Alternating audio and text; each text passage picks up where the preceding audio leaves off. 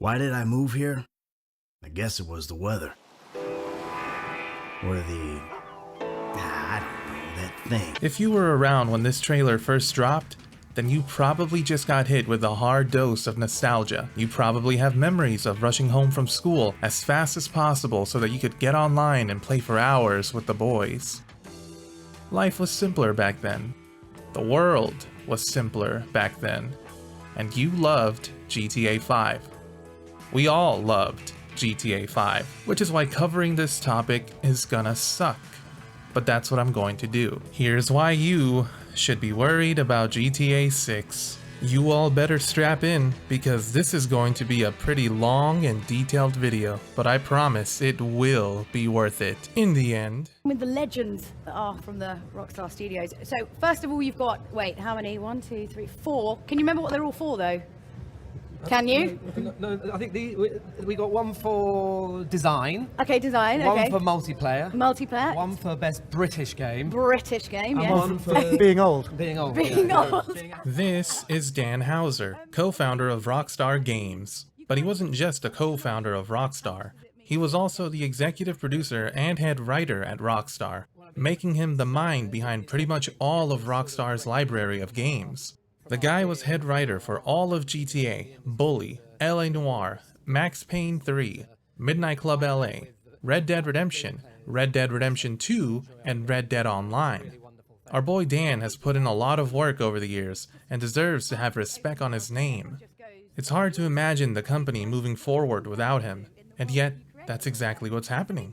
Back in March of 2020, Dan Hauser left the company after a very respectable 20 years of service at Rockstar.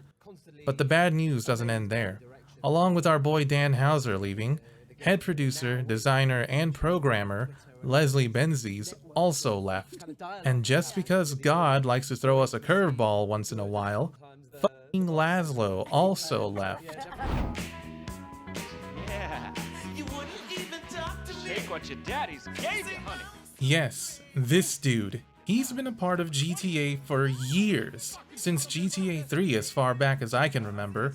Laszlo Jones was basically responsible for all the music choices that were in every single GTA game and wrote a lot of the NPC dialogue. Dan Hauser left because he wanted to spend more time with his family. Leslie Benzies left over creative differences with the Hauser brothers. Leslie Benzies wanted GTA to focus more on the online aspect and throw single player to the wayside, an idea that would pretty much end up happening anyway, regardless of what happens to Leslie Benzies. He was pressured to take a sabbatical and wasn't allowed back at the end of said sabbatical. And Laszlo left because of numerous health problems involving his immediate family, which consequently turned him into their caretaker. I hope you and your family are doing great, Laszlo. This holy trinity of Rockstar is gone, but they will never be forgotten. Damn, dude.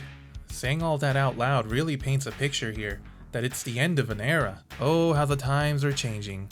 Which leads me to my next point. I ran the 1980s. I was the 1990s. I'm Gay Tony, and I'm back. Tony? Yeah. I don't think you can say Gay Tony anymore. It's not PC. The internet will go crazy. Ah, yes, the changing of the times. Well, the changing political and social landscape, that is. GTA has always, at its core, been a parody of the current times we live in, usually making a good amount of social commentary along your destructive journey throughout the Americas. It's a franchise that would make fun of anyone and anything. Pretty much anything was fair game. GTA would roast indiscriminately and remain unbiased, as it should, because a good game should present you with differing ideologies without telling you which side is correct. It lets you decide for yourself. But how, my dear viewers, is a game that makes fun of everything while remaining unbiased supposed to exist in a world where certain groups of people have feelings that are as fragile as a wet tissue? If this was the early 2000s or 2010s, Rockstar would probably just tell them to stuff it and move along with making their game however the hell they please, because any publicity, whether it's good or bad, is good publicity. However, we don't live in those times anymore, and now the crying babies on Twitter and other social media platforms have grown too powerful. for some stupid reason. So now Rockstar has to walk on eggshells and make sure they don't offend the wrong people. And to the people who would complain about certain jokes or topics being covered in a GTA game, I have a few words for you. Fuck you. Go touch grass, or talk to your Discord kitten, or whatever the hell it is you babies do nowadays. Art of any form shouldn't be limited because of your feelings. There's this little thing called freedom of speech, and it extends to works of art, including video games. The fact that Rockstar now has to tread lightly because of you overgrown babies is a tragedy. We all know these people are most likely not even going to buy the game anyway. All they're after is racking up brownie points on social media. So you explain to me why they get to tell Rockstar what's okay and isn't okay to cover. Rockstar has allegedly had to change the story of GTA 6 a total of 3 times now because of creative differences. By the way, this is one of the main reasons why GTA 6 is taking so goddamn long to release. Maybe the writing staff couldn't figure out how they wanted it to end, or maybe they couldn't figure out how to evolve the characters throughout the story, or maybe they're spending a lot of time figuring out what jokes and topics they should leave in the game and which ones they should take out because they're afraid of the backlash. I really hope whatever story they landed on is at least better than GTA 5's. I don't care about Michael, didn't give a shit about Trevor. Actually, I hope we get to kill him in 6. And I barely cared about Franklin, and that's just because he was the most normal one out of the 3. His personality was as interesting as stale bread. Lamar and Chop should have had a DLC, and the 3-character system was a mistake. So, to quickly recap, Rockstar has to be mindful of snowflakes this time around, limiting their creativity, which means GTA 6 might pack less of a punch now, story, jokes, and character-wise. Let's move on to our final point now.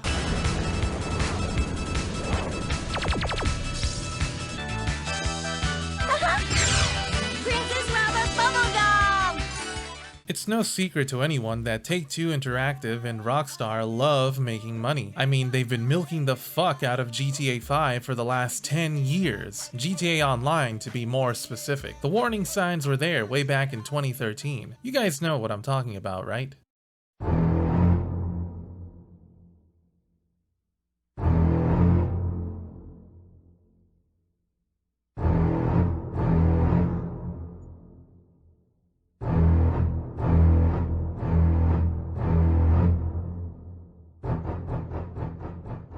The almighty Shark Card. The Shark Card ruined the GTA Online experience for its entire 10-year run. Since the beginning of the Shark Card's invention, it has caused a cascade of problems for GTA Online. And the 2 biggest issues are, 1, the game is a huge grind, and 2, the game is now pay to win. Let me explain. Since Shark Cards are a thing, Rockstar decided to make earning money legitimately by playing the game take forever. Your best shot at making good amounts of money is through heists, but you can only do heists if you meet certain requirements. Requirements that require you to buy properties that have planning rooms to do the setups for the final heist. By the way, those properties ain't cheap, but hey, at least you only gotta buy those properties once and then you can do all the heists you want, right?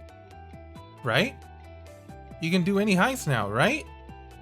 Wrong. Every set of heists requires you to buy different planning rooms to do them, causing the cycle to start all over again. The original GTA Online heists required you to buy a high-end apartment. The Doomsday heists require you to buy a bunker. And along with that, it introduced prep jobs, jobs that happen during free mode. So now you have to do prep jobs to unlock the setup jobs for the heist. Then, Rockstar added the Diamond Casino heist, which requires the player to be either a CEO, VIP, or an MC Club president. Each one of these roles requires some sort of money investment from the player, by the way. And once again, the player has to buy a new property for the planning stage. This time, you have to buy an arcade. Rockstar would then add the latest heist to GTA Online, the Cayo Perico heist. So once again, you're required to be either a CEO, VIP, or MC Club president. But on top of that, this time, you also have to buy a fucking submarine. Now I want to circle back to those roles and properties I talked about earlier and the requirements it takes to get those things. In order to be a VIP, you need to have at least $50,000 in your bank account. In order to be an MC president, you need to own a motorcycle clubhouse, the cheapest costing $200,000 and the most expensive costing $449,000. And finally, the last role of CEO. In order to be a CEO, you have to buy an executive office. Prices range between $1 million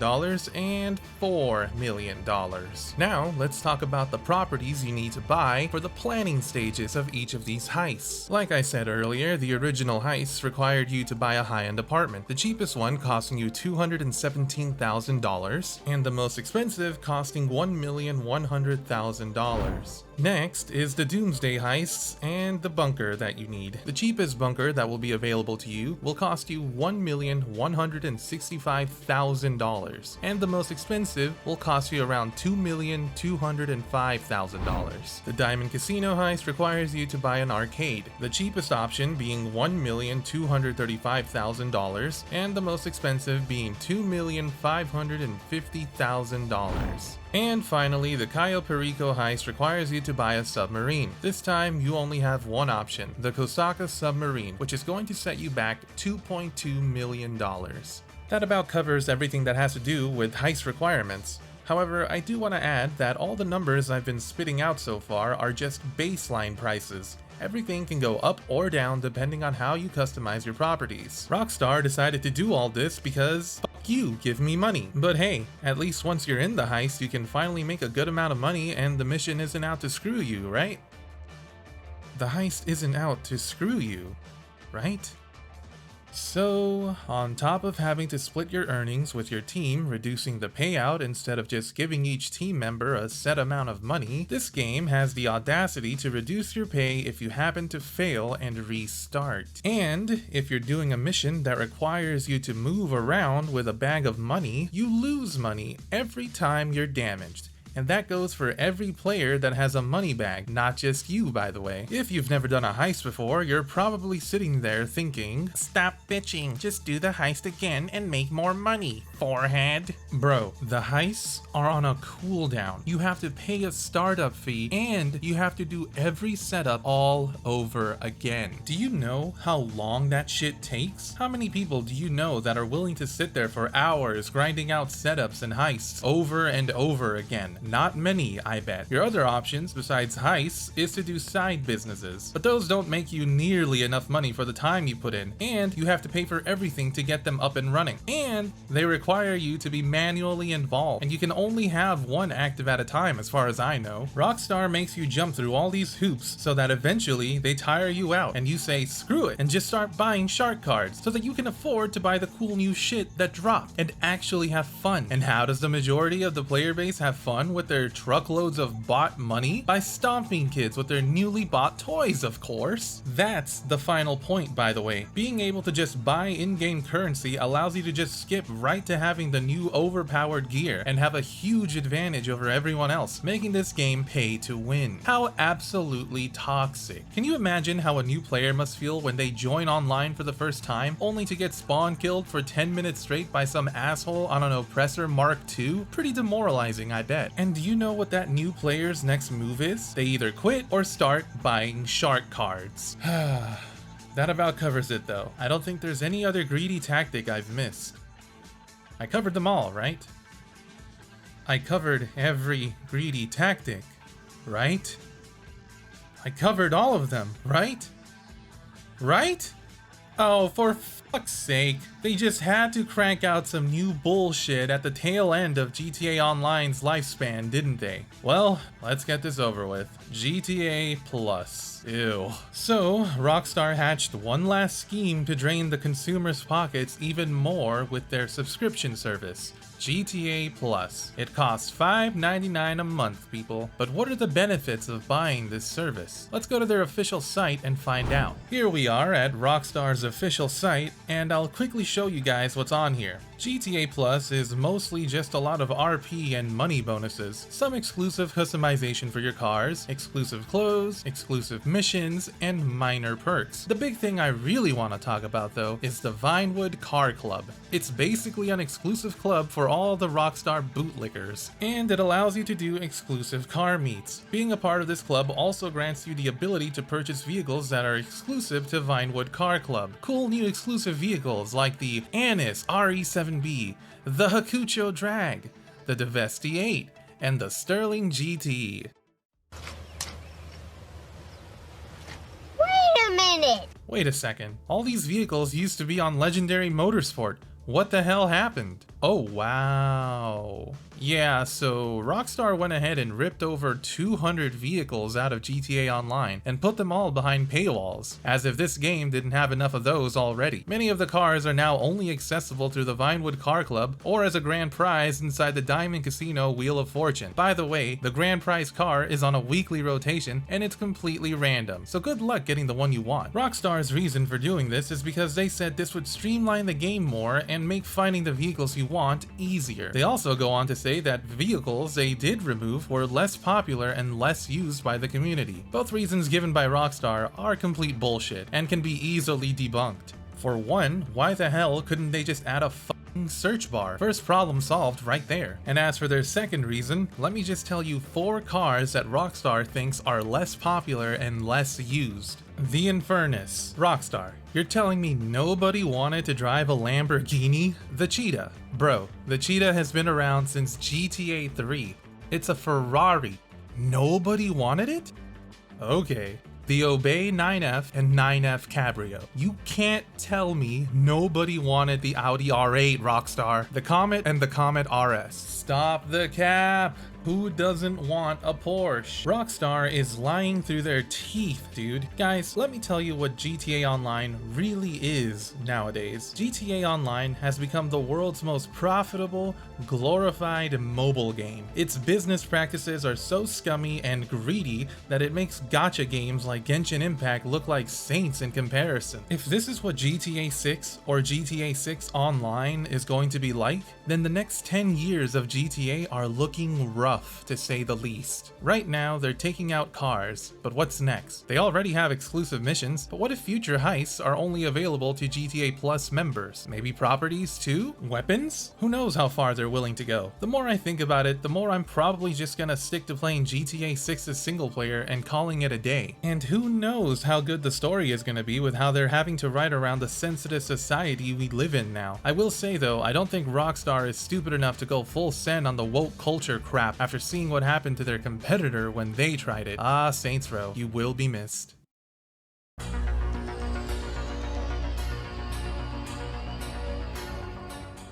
Despite everything I've said so far, I really do hope GTA 6 is amazing, and that maybe Rockstar changes their ways at least a little. The only way that will happen though is if enough people stop buying shark cards and GTA Plus. If enough voices are heard, then maybe we have a chance. It can happen. It's happened with other companies. EA is the epitome of greed and laziness, but even they caved after enough backlash. Rockstar can fold too. Without us, the consumer, they have no profit. Let Rockstar know that we're tired of the greed, that we don't want all the scummy business practices. We don't want the long grind to make money. We don't want content locked behind paywalls. We should have stood up and rejected the shark cards back in 2013.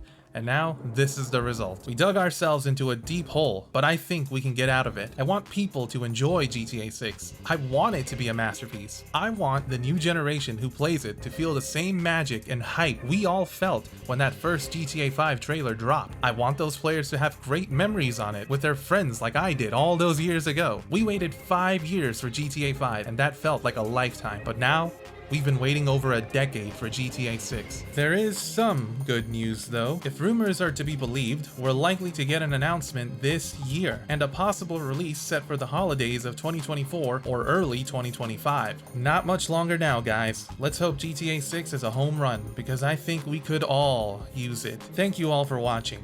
If you enjoyed the video, leave a like and subscribe, guys. I'll be covering more GTA 6 news as it develops, and if you're interested in hearing about what you should expect from GTA 6, comment down below and I'll make a video on that. Beyonder signing off. See you all in the next one. Keep going, don't worry about the cops, worry about getting to the canyon. Keep going, Goku. Okay, you're coming into What? Cheyenne State Park. What you laughing about, bitch? I'm just talking like I always do. But I can't wait to grab me a partner and cut a rug.